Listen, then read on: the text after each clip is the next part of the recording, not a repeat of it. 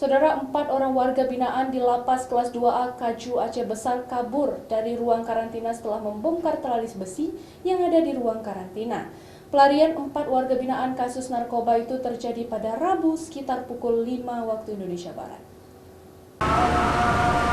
4 orang warga binaan kasus narkoba kembali kabur di Lapas Kelas 2B Kaju Aceh Besar setelah membobol teralis besi di ruang tahanan karantina.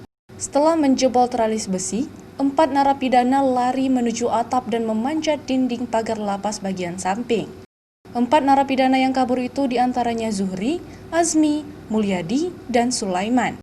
Sebelum kabur, mereka berada di dalam ruang tahanan karantina bersama 7 orang narapidana lainnya.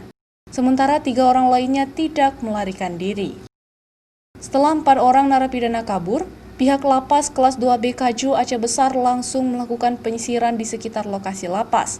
Namun hingga kini 4 napi yang kabur setelah merusak teralis besi dalam sel karantina belum berhasil ditemukan. Sekitar pukul 5 pagi. Masih prediksinya di jam 5 pagi. Itu di jebol mana?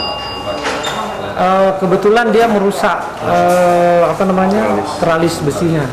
Teralis besi yang ada di karantina dia rusak.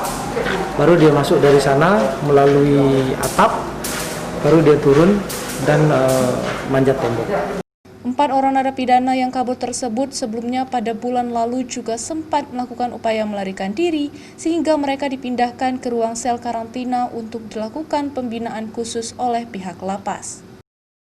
Raja Umar, Kompas TV, Aceh Besar.